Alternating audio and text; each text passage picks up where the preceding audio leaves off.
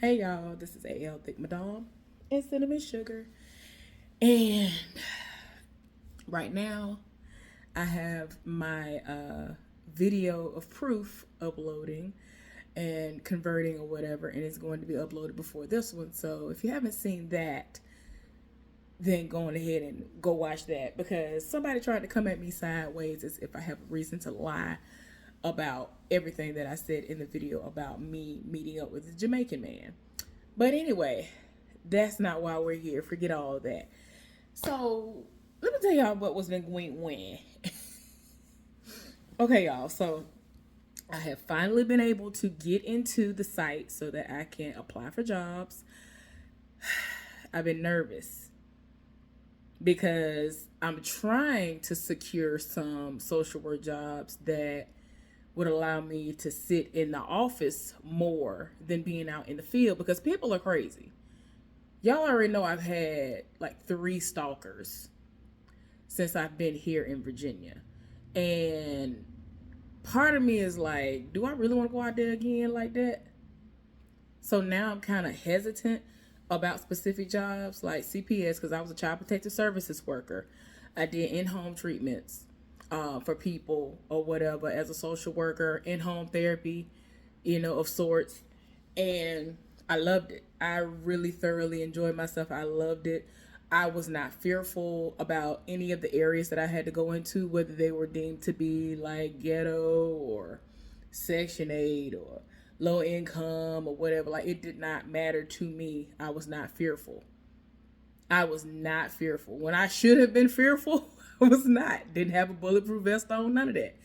I'm pretty sure if I get back into it, if I don't do it first, my parents are going to give me a bulletproof vest because we were in talks of getting one before. Like, it was making national headlines that I think at the time, the particular story that came out, it was that in New Orleans, they had, or somewhere in Louisiana, they had social workers that were getting bulletproof vests. It's very dangerous. Like, if you go out into the field, like I was doing as a child protective services social worker, it's dangerous. It can get dangerous. The most dangerous situation that I was in that I didn't even realize I was in was one time when I went out to, I think it was called, I don't know if they changed the name of it since, but it was called Patterson Court. Went out there in Montgomery, Alabama. For those of y'all who aren't familiar where I'm from Montgomery, Alabama. I am residing in Virginia. So I was out there as a child protective, as a child protective services social worker. Went to go see this woman that was basically considered to be queen pin. She had kids and she was a stud, I guess you could say, or she was just living that life and just dressing the way she dressed. I couldn't tell. I think she either was bi or now a lesbian, but she had kids. So we had to come out to her place, check it out, make sure the water was running, the rooms were, looking the way they needed to look, the kids were groomed, all of that. So me and my supervisor went out there. We went out there separately. And so my supervisor was like, well, you don't need to do that. From now on, whenever you come out in the field, if you're going to have a purse with you, make sure you leave it in the office in your drawer and lock it, or put it in your trunk long before you get to wherever your destination was going to be. Because I politely went to my trunk, popped it, and threw my purse in the trunk. And I had a designer purse. I forgot which one I had. I don't remember if it was Coach Dooney. I had something. I didn't care. Like, nothing like that phases me. I put it in the trunk and I'm like, well, I don't know. And then that particular day, y'all, it was right before a holiday. There was a crowd of people outside. It was terrible outside. And I politely popped my trunk, threw it in there, and went on about my business. And that's when she told me, she was like, yeah, from now on, you're going to have to make sure you do that way before you get to a place like this. Because you might come out and they beat and pop your trunk for you and stole your stuff. Which, I mean, I just don't worry about stuff like that. But it is smart. That was dumb of me to do. It really was. I just didn't think about it. But yeah, now that's something that would be at the forefront of my mind. But yeah, we went in the house. Everything was fine. We had to get her to take a drug screen. Coincidentally, after the drug screen happened, because we had to do a hair follicle. We did a hair follicle test. We popped a hair follicle test on her. And it came back positive. And I've told y'all this before. had she smokes weed, and she was like, look, I'm telling you now, I smoke weed, so it's probably gonna come up positive and da da da da whatever. We was like, okay. When we did it and it came back, we gave her the results, and she was dumbfounded because she didn't know that her weed had been laced with embalming fluid. She didn't understand that a lot of the time that when they have this weed and they soaking it with stuff, and when it dries, there was embalming fluid laced with it. She was done. I was like, it just is what it is. I don't know. But I left Patterson Court 5 minutes after I left, because I told my mama that's where I was going. That was my last stop of the day. And so my mama calling me. I literally had finally gotten out, had just gotten onto the main street.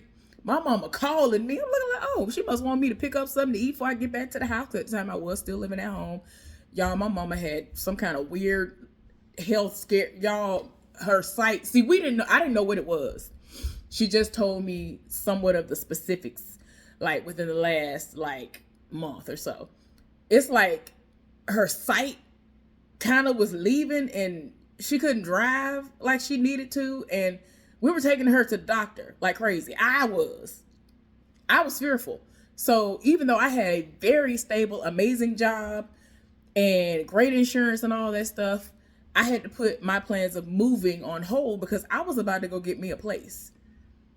I didn't want to have to live at home. I already lived in the country. It already took me it didn't take forever once I was working at DHR to get to work, but still, I didn't want to live outside of the city limits and have to get up earlier in order to do what I was doing, or leave at an earlier time, no matter what time I needed to do certain things work related, or just in my personal life, just to get from point A to point B.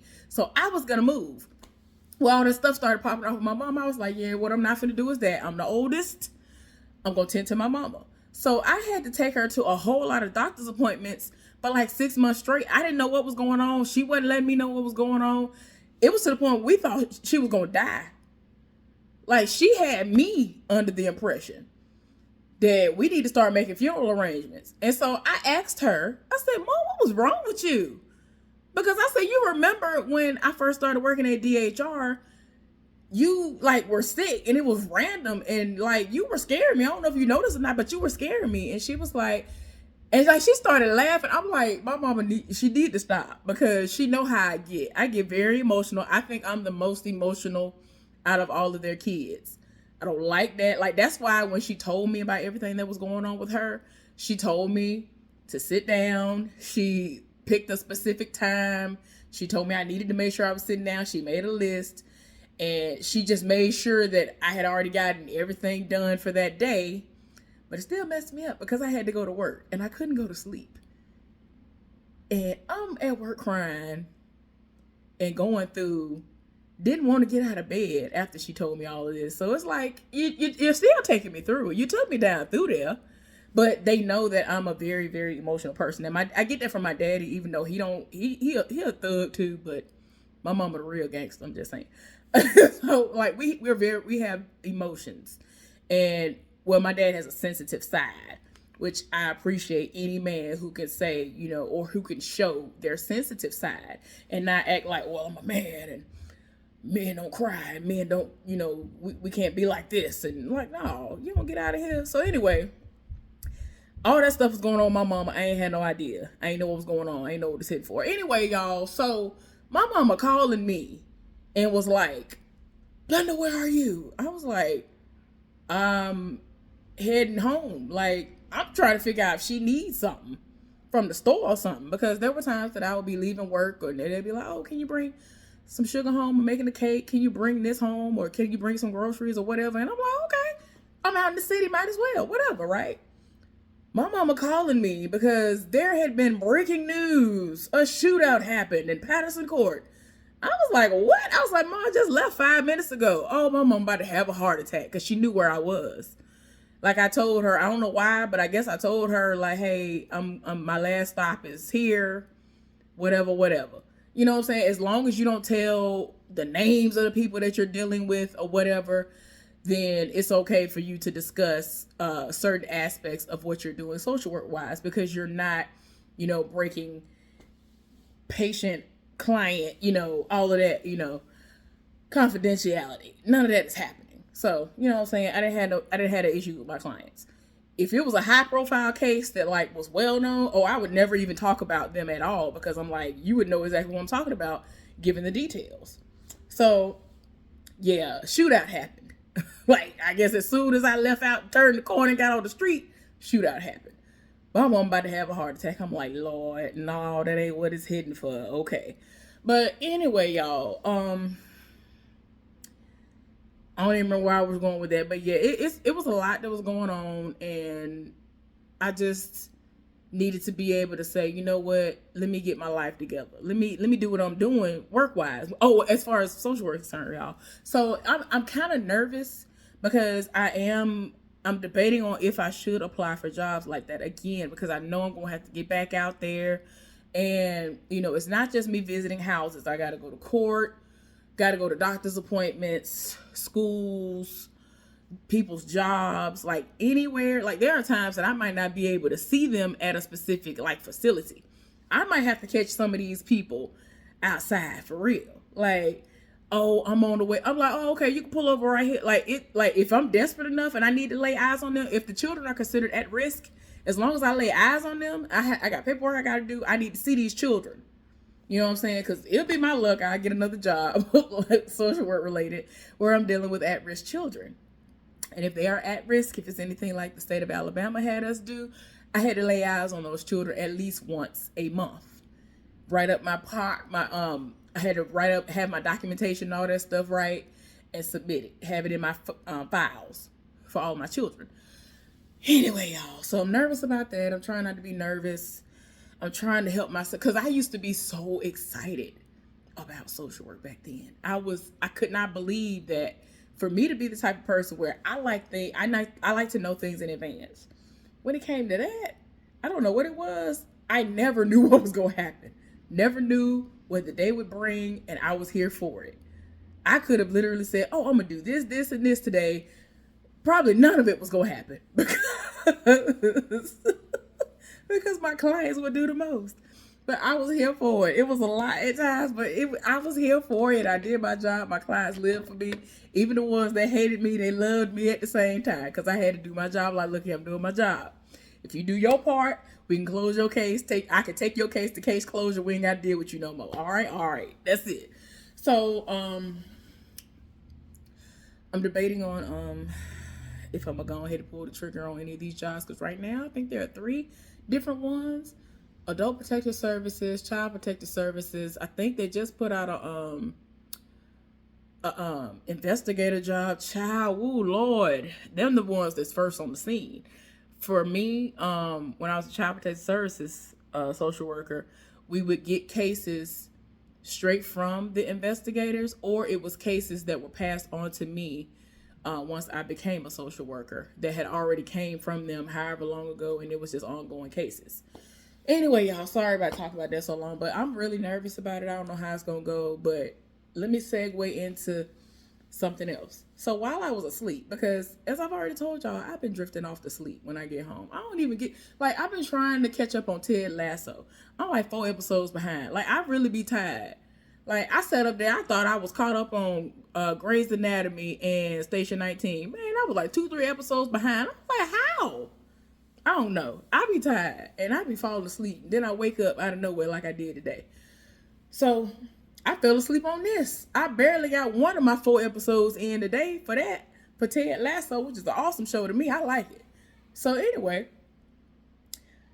while I was asleep, I had a phone call from this woman that I told y'all about. She used to always be in my face, used to always live for everything I said. Then all of a sudden, seemed like once she got an upgraded position, she don't know how to talk to nobody no more.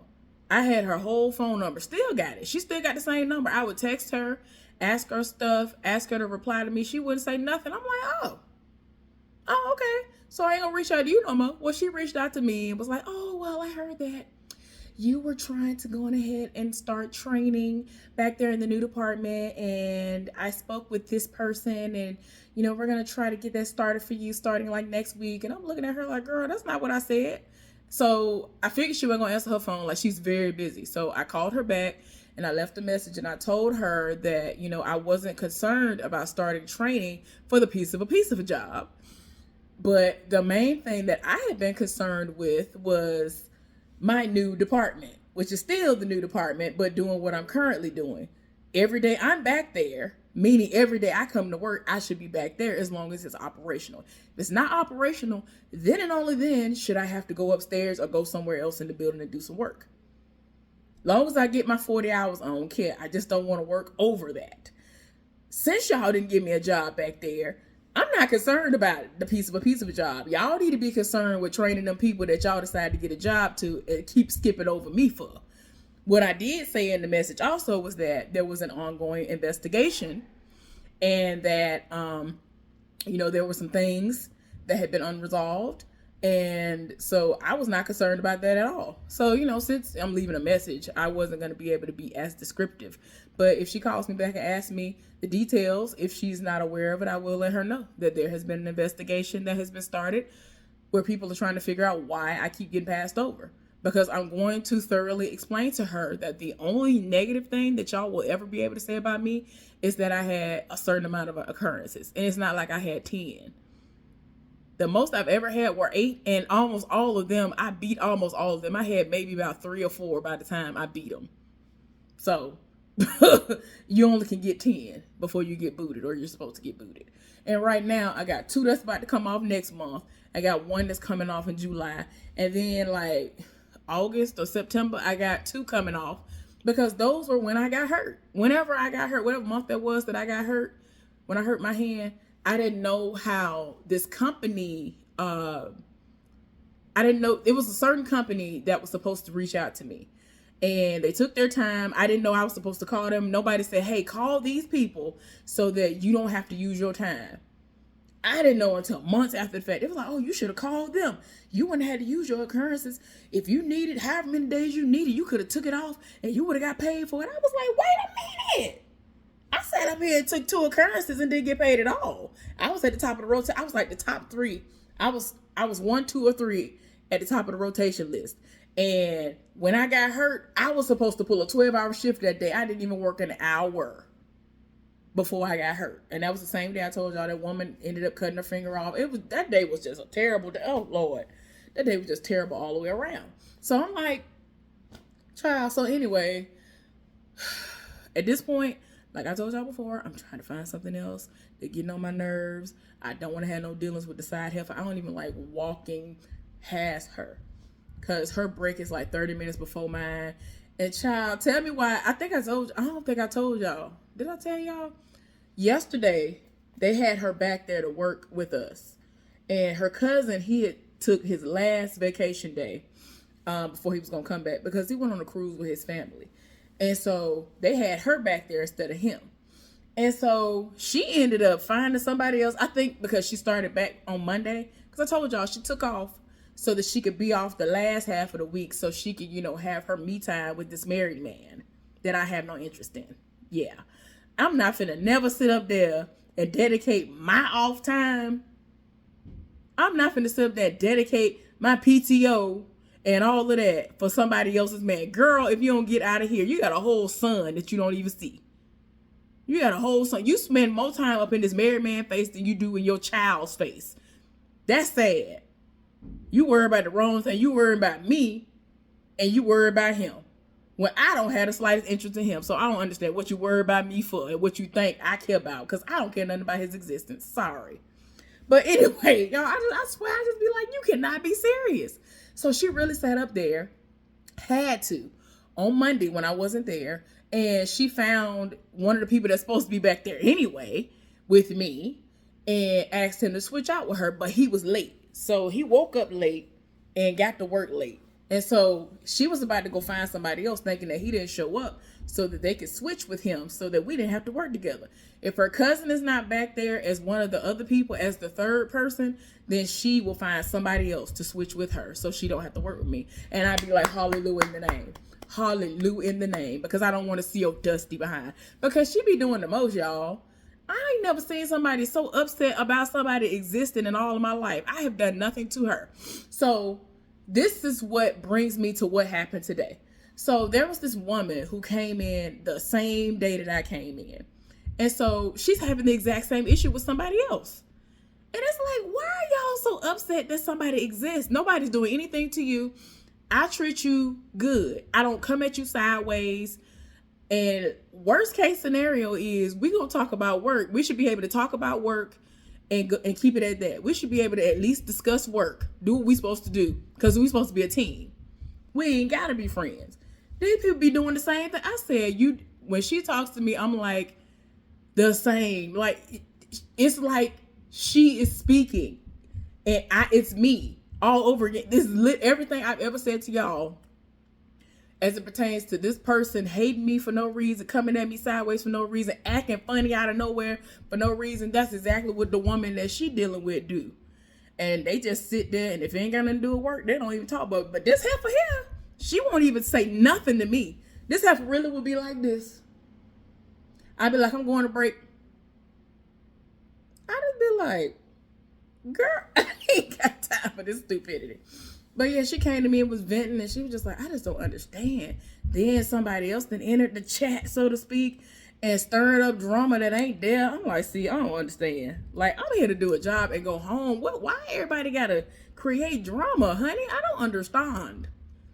And I think that when it comes to the side heifer, she's mad that I don't have to do what she has to do in order for anybody to speak in her direction. I really be quiet and stay to myself until I get to know a person. But there are people that'll see me and they'll be like, I'm curious about her. I don't be to saying nothing. And in some of the cases, they haven't heard me. There are other instances where I'll be talking to somebody else that I'm already familiar with, and they'll overhear the conversation. Like, oh, okay, I like this. And then they start rolling up and start talking to me. And I'm like, it's funny to me that people who have nothing to do with what we do roll up on me, have full-on conversation with me, live with me, whether they are a supervisor on down. They talk to me just fine. Be smiling from ear to ear, live for the conversation, and tell me why. This is something that actually made me kind of feel good about myself. So remember the guy I told y'all about that he has 3 kids, and there's a guy at work who's trying to get him up out of there. Talking about he done flashed a gun at him, a knife, a pair of scissors, all this other stuff. And so whenever I know that him and that guy are scheduled to work together, I switch with him if I can, if I'm there. And so I'm like, I don't understand. Like, y'all don't work together. And unless he volunteers to work, they don't have an opportunity to see each other. Like, he would only see him maybe once out of the week, as long as the other guy who's trying to get him up out of there, as long as he doesn't volunteer to work or if he's not drafted to work. So like all this week, he's been volunteering. So he's seen him and they haven't had to work together. But today he kept coming back there where we were, and he was helping, like he was working. But I noticed that he had this glow about himself. He looked really relaxed. He looked stress-free, and like he was very positive and all this other stuff. I said, look at you, look at all stress-free. And, I kept saying it throughout, like he really did look stress-free. He did not look like he was kind of trying to hold on to the little bit of sanity he has left. Like he really looked relaxed. And so at one point in time, he thought I was going to read him and say something out of the way. He was like, oh, I thought you was about to say something crazy. I was like, no. I was like, you look stress-free. Like, you don't understand. You look so happy. He was like, I am. Like, I really am. Because normally, I ain't going to lie to you. If you volunteer, 99% of the time, they're going to put you somewhere, have you doing some foolishness that will make you regret the fact that you even volunteered to work. Today was not one of those days for him. He said yesterday when he volunteered, it was a mess. So he was actually shocked to come in and was able to work the way that he worked. So I told him, I was like, it's just so awesome. I was like, I'm trying to be like you when I grow up. He was like, no, man. Shoot, you the reason why I'm acting the way I'm acting now. You the reason why I am how I am right now. I was like, what? He was like, yeah. He was like, I see how you don't let stuff bother you. And so I've been following your lead. I was like, wait a minute. He was like, I'm serious. Because I was like, boy, you need to stop lying. He was like, no, I'm dead serious. Because I told y'all he was like pretty much kind of like a hothead when he first got there. Everything was annoying him and all of that. And you know what I'm saying? He's been slowly changing for the better. Cause like he came from a different type of, he had a different mindset when he first came up in there. He was still kind of trying to get on the straight and narrow and not, react before, just sitting back, say, okay, let me assess this situation. So now, like, he really does sit back and try to not react unless you try him first. Like, and then he kind of lets you try him for a longer period of time than most people would. And he was like, you just don't understand. I was able to hold on longer than I thought I would. But people have been provoking him lately. And it's like, how did the tables turn like this? And he's the one who's actually like he did so great today, y'all. And I mean, I just try to tell everybody, like, hey, we gonna work together, we gonna do teamwork, whatever. And I mean, I try to be positive. I try to genuinely be positive because in my mind, I feel like we are all there to do a job and go home. We're there to get a check. I don't understand the problem with just working together. So that's the way it is for me. So I'm glad that I have been able to rub off on him in a good way. What else? I hadn't seen my friend, right? One of the three amigos. I hadn't seen either of them, though. Tell me why. I was like, wait a minute. I said, where are you at? Because typically, the main one, he is at the clock before everybody. I don't care where he at. He going to be at that clock. He going to pull out the parking lot pretty much before anybody. Because he goes to take his daughter to school and all this other stuff. See, this is why I don't want to be upstairs no more. He said that it's been putting them through. So both of them was up there getting their behinds whooped. I was like, what? It was like, yeah, it's been rough up here. I said, no, See, this is why I want to be where I'm supposed to be at. Y'all be doing too much up there. I ain't got time for it. So we were talking, and outside of that, he said everything been going good. I said, good. They keep putting him and the other guy together, the same guy who's trying to get the other guy fired. I'm still trying to figure out what job supposedly has been created or offered to him, because they're making it seem like they are giving him a job so that he can get from up there, because every time you look up, he's going to HR on somebody up there. I don't know, but he should have about 10 occurrences, so he should be fired at this point. I ain't gonna sit up here and hold you. I'm just saying. But anyway, y'all, I think that's all I want to tell y'all about today. I was trying to wait until this weekend. Now, since I'm awake at the moment, I'm about to see if I can grip my hair in a certain way without my wrist locking up on me and all of that, and twist it so I can know if I want to even chance it. I don't know. I don't know if I want to twist it. I don't know what I want to do, y'all. But anyway, y'all have a good day. Bye.